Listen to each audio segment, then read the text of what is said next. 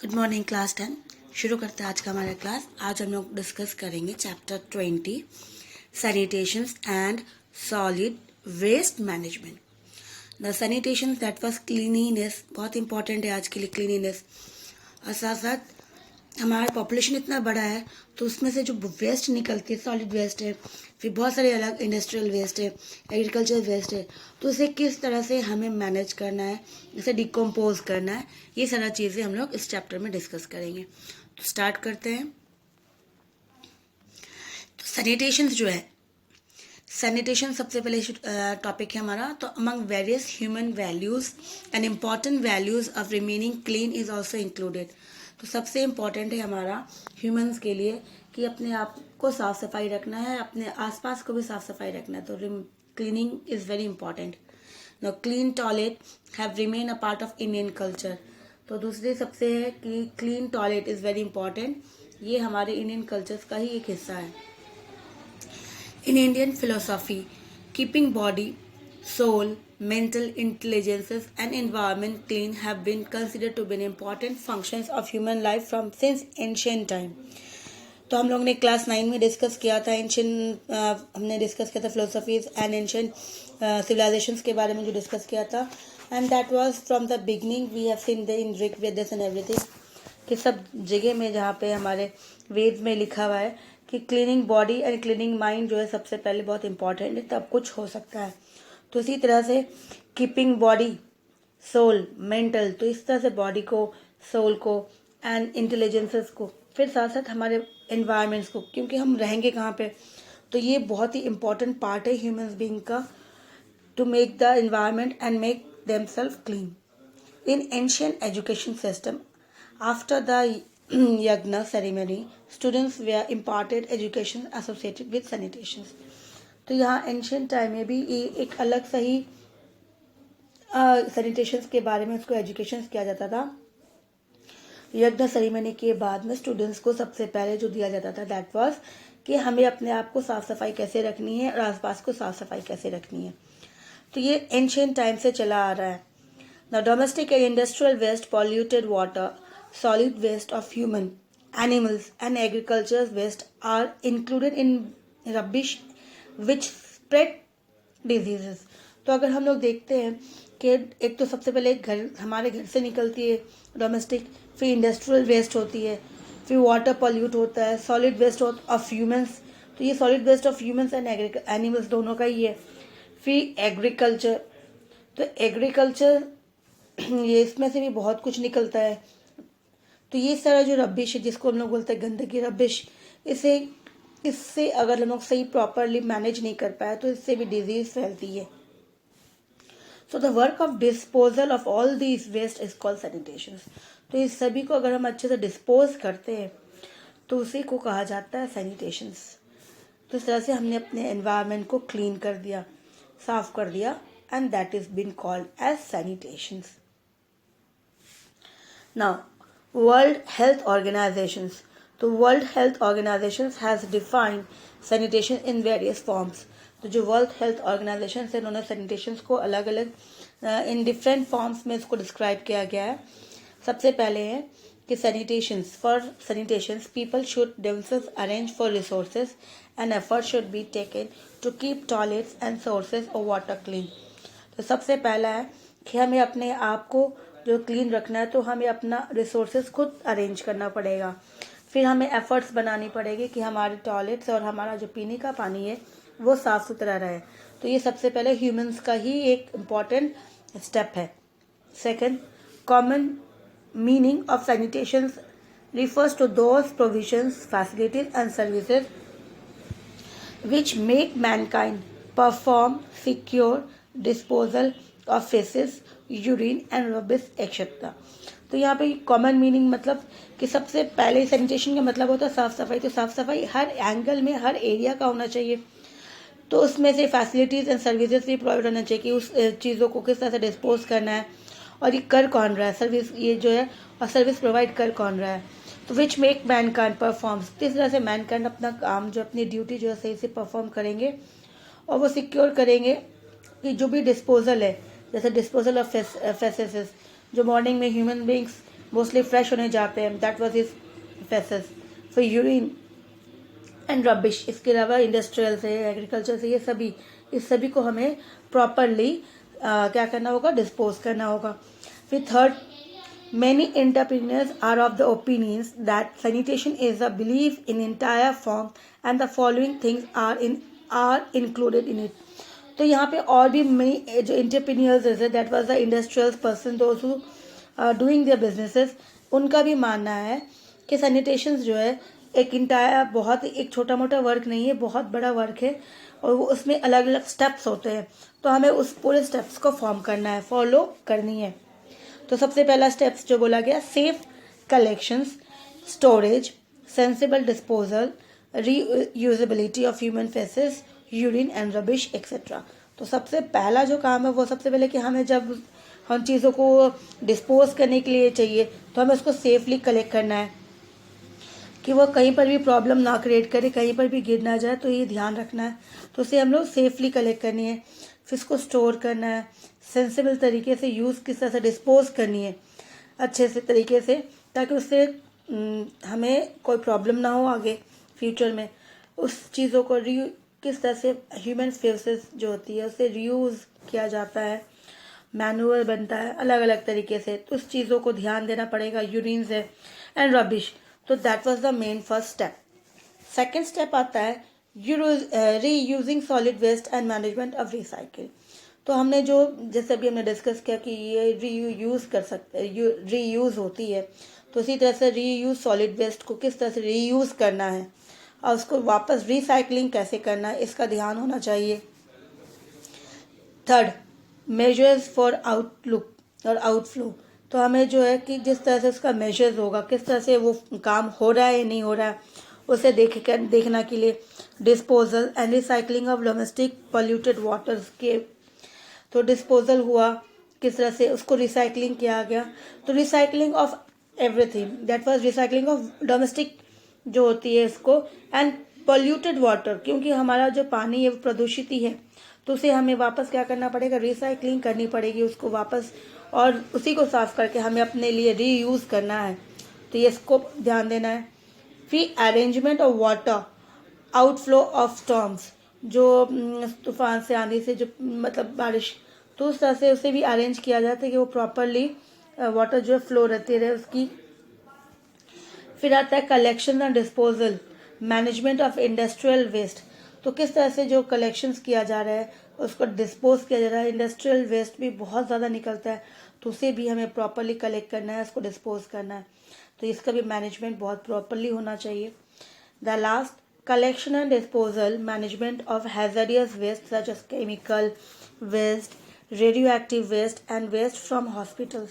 तो ये भी ध्यान रखना है कि क्योंकि इससे बहुत ज़्यादा नुकसान हो सकता है, इससे तो जब नुकसान हो सकता है तो ध्यान रखना है इसे कि कलेक्शन जो है बहुत ही सेंसिबल तरीके से करना चाहिए। केमिकल वेस्ट जो निकलती है इंडस्ट्री से, रेडियो एक्टिव वेस्ट भी होती है, और साथ में जो हॉस्पिटल से वेस्ट निकलती, इन सभी को प्रॉपरली डिस्पोज करने का एक प्रॉपर एक अच्छा सा सेंसिबल तरीका होना चाहिए और उसे प्रॉपरली मैनेज करना चाहिए।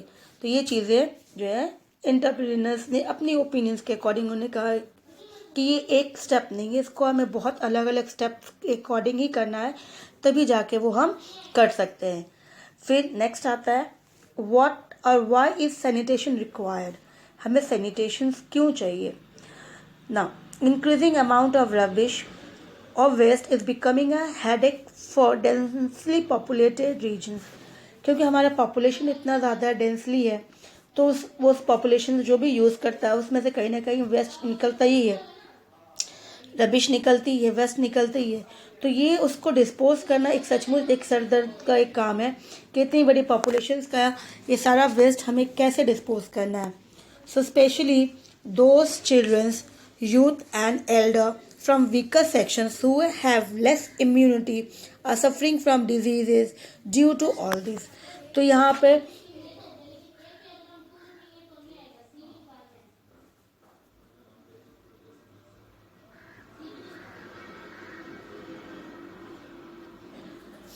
पे देखा जा रहा है कि स्पेशली जो बच्चे होते हैं, फिर जो थोड़े बच्चों से थोड़े बड़े होते हैं यूथ, फिर जो अडल्ट होते हैं, एल्डर पर्सनस होते हैं, ये जो वीकर सेक्शंस होती है उनकी इम्यूनिटी बहुत ही कम होती है, तो वो जल्दी ही बीमार पड़ जाते हैं because of all this disease, क्योंकि ये डिजीज़ फैलता किसके थ्रू, ये सारे रबिश के थ्रू। तो इसी तरह से उन्हें आसानी से जो होता है जर्म्स जो है अटैक कर लेती है और वो बीमार पड़ जाते हैं। तो इट्स वेरी इंपॉर्टेंट, हमें अपने आसपास को साफ सफाई रखना ज़रूरी है। One reason of environment pollution is insensible management of waste. तो ये एक और इम्पॉर्टेंट देखा जा रहा है कि हमारा जो इन्वायरमेंट इतना ज़्यादा पॉल्यूशन हो रहा है, पोल्यूटेड हो रहा है, तो इसका भी एक रीज़न है हमारा, that was insensible waste, management of insensible waste, कि हम अपने जो वेस्ट है उसको सही से मैनेज नहीं कर पा रहे, तो उससे जो भी पॉल्यूशंस क्रिएट हो रही है वो पॉल्यूशंस कहाँ जा रही है, हमारे एनवायरनमेंट को। तो इसलिए बहुत इम्पॉर्टेंट है, हमें सैनिटेशन करना ही है ताकि हमारा साफ एरिया जो साफ सफाई रहे, साथ साथ हमारा एनवायरनमेंट भी साफ रहे। So even today many people do not have the resources to dispose this rubbish and waste of। तो आज भी कहा जा रहा है कि ऐसे बहुत सारे लोग हैं जिनके पास अब प्रॉपर तरीका नहीं है या फिर प्रॉपर रिसोर्सेज नहीं है उनके पास कि किस तरह से ऐसे डिस्पोज किया जाए, कैसे डिस्पोज किया जाए इस वेस्ट को। तो इस तरह से ये भी एक बहुत ही इम्पॉर्टेंट कंसेप्ट देखा जाए टॉपिक है कि हमें अपने सैनिटेशंस को कितना क्योंकि ये सैनिटेशन अगर सैनिटेशन को करते हैं तो हमारा आसपास क्या होता है, एक हेल्दी इन्वायरमेंट होता है। हेल्दी इन्वायरमेंट में मतलब अगर हम लोग जो भी ह्यूमंस बीइंग उसमें सर्वाइव करेंगे, they will be remaining healthy और हमारा इन्वायरमेंट भी हेल्दी रहेगा। लेकिन फिर भी देखा जा रहा है कि बहुत सारे even today many peoples they don't have their required resource, उनके पास है ही नहीं जिसके थ्रू वो अपने इस सारे रबिश को, ये वेस्ट किस तरह से मैनेज करें। ठीक है, तो इस तरह से is very important that why is sanitation required, because of all this reasons we need sanitations. तो मूव करते हैं नेक्स्ट में। नेक्स्ट आता है unattended polluted water and additional waste of the environment provide harms to humans health in various way। इसके साथ साथ जो चीज़ें हम लोग ने उनको पॉल्यूशन से हटाने के लिए कोशिश नहीं किया, सैनिटेशन का ध्यान नहीं दिया, जो हमारे वाटर्स है, तो अनअटेंडेड पॉल्यूटेड वाटर जिसको हमने वैसे का वैसे ही छोड़ दिया है गंदगी, फिर एडिशनल वेस्ट जाके उसमें और जाके इसको ऐड होती, तो वो क्या होता है, आसपास का पूरा एनवायरनमेंट जो होता है वो पूरा का पूरा बहुत ज़्यादा हार्मफुल हो जाता है, डिजीज़ स्प्रेड हो सकती है। तो वो क्या हो गया हमारे लिए very harmful for humans health. तो वो हमारे लिए ह्यूमंस हेल्थ के लिए बहुत ही ज़्यादा खतरनाक हो जाता है और उससे वेरियस डिजीजेस भी कॉजेज होती है उससे। तो वो हमारे लिए किस तरह से जो है हार्मफुल है, तो they are harmful in various way such as drinking water turns impures and polluted, क्योंकि वो हमारे कहीं ना कहीं ड्रिंकिंग वाटर के साथ अगर मिक्स हो जाते हैं तो वो वाटर अगर हम लोग कंज्यूम करते हैं तो वो हमारे बॉडी में जाती है, तो that is also very harmful. तो ये तरह से drinking water turns impures and polluted. फिर आता है food chain turn impures and polluted etcetera. फिर ये पानी कहीं ना कहीं हमारे जो है फूड चेन्स में भी कहीं ना कहीं एंटर करती है, तो उसको फूड्स को पॉल्यूट करना, इम्प्योर करना, जैसे फ्रूट्स, वेजिटेबल्स एंड फिशेस। अगर इस चीज़ों में क्योंकि जिस जो वाटर यूज़ होता है अगर वो वही अनअटेंडेड पॉल्यूटेड वाटर्स को कर दिया जाए उसी से, तो वो fruits and vegetables and fishes जो होती है वो देखा जाए हार्मफुल हो जाती है, तो उसी को कंज्यूम कर सकते हैं, लोग कंज्यूम करते भी होंगे, तो वो हमारी सेहत के लिए, हमारे ह्यूमन्स हेल्थ के लिए सूट नहीं करना चाहिए, वो सही नहीं है। फिर थर्ड आता है bathing and entertainment activities in water bodies can causes water sources impures and polluted.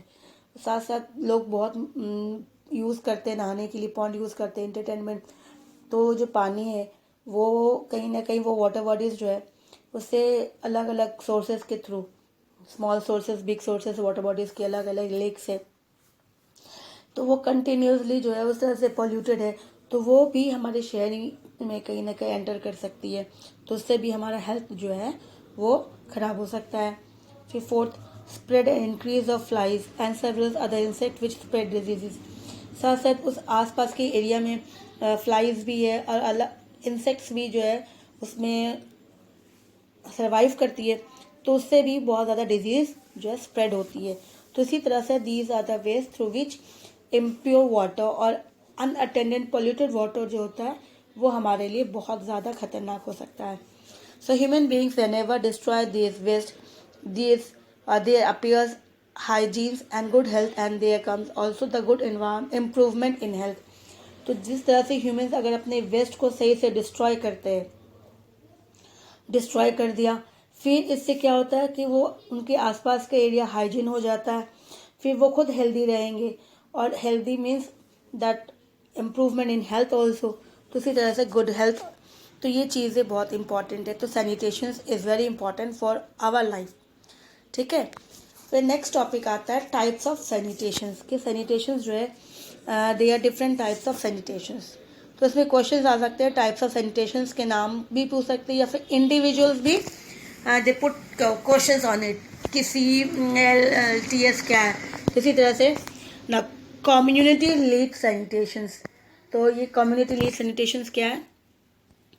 Now, CLTS is associated with a common and insensible process of seizing and urinating performed by rural peoples in open area.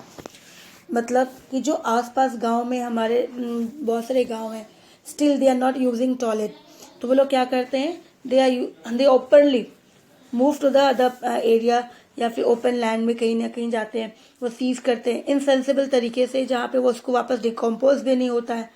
तो इसी तरह से ये चीज़ों को कहा जाता है कॉमनली टोटल सैनिटेशंस। तो ये है जिसे कहा जा रहा है इनसेंसिबल तरीके से सीजिंग करना एंड यूरिन करना, और ये मोस्टली कहाँ होता है, ये रूरल पीपल्स करते हैं ओपन एरिया में। CLTS aims to listen peoples about the subsidy schemes runs to prevent rural people from seizing or urinating in open area. तो CLTS का काम क्या है कि लोगों से उनकी परेशानी पूछे जाए कि जो गवर्नमेंट सब्सिडीज दे रही है, स्कीम्स दे रही है, ताकि वो टॉयलेट बना सके अपने घर पे, और उनको वो प्रोवाइड करे, और उन्हें रोका जाए कि वो जो है ओपन एरिया में सीजिंग एंड यूरिन ना करे। तो इसी तरह से ये हो गया commonly total sanitations programme. Next आता है dry sanitations. Dry sanitation refers to additional effort made for making dry toilet for easing and urining. Washing hand is not its only objective. Now कि आपने वॉशरूम यूज़ किया और आपने हाथ धो लिया, वो आपके लिए इतना ही सफिशिएंट नहीं होता है, क्योंकि हमें अपने टॉयलेट्स को सैनिटेशन जहाँ पे हम लोग यूज़ करें उसको साफ़ सफाई रखना बहुत ज़रूरी है, सूखा रखना बहुत ज़रूरी है। तो इसी तरह से मेकिंग ड्राई टॉयलेट सीजिंग, ताकि वहाँ पर अगर गीला रहेगा तो जर्म्स रहेंगे, बैक्टीरियाज रहेंगे, और वो कहीं ना कहीं हमारे बॉडी में एंटर होंगे, तो क्योंकि वहाँ पे सीजिंग करने जाएंगे, यूरिन करने जाएंगे। तो इसी तरह very important that we should make effort कि अपने टॉयलेट को हमेशा ड्राई भी रखें। The ecological sanitations. What is ecological sanitations? Ecological sanitations generally refers to intense interrelationship between agricultural measures and cleanliness. In other words, ecological sanitation refers to secure recycling of additional resources. For this, emphasis is laid on nutritional food, decreasing the uses of non-renewable resources in growth of organic crops. Now ecological that was environment से related है कि हमारे आसपास के environment को भी साफ रखना है। तो यहाँ पे मेनली देखा जाए कि इसका रिलेशंस किस तरह से किसके साथ है, एग्रीकल्चर्स एंड हमारा क्लीनिनेस दोनों मिला के ही है, क्योंकि एग्रीकल्चर्स भी हमारे लिए बहुत कुछ ऐसा वेस्ट प्रोडक्ट जो यूज़ कर जो हम लोग उसको डिकम्पोज नहीं करते, छोड़ देते, तो उससे भी हमारे लिए वो एक मोस्टली उससे डिकम्पोज नहीं करना, तो मतलब कहीं ना कहीं वो हमारे लिए हेल्थ के लिए अनहाइजीनिक हो सकता है।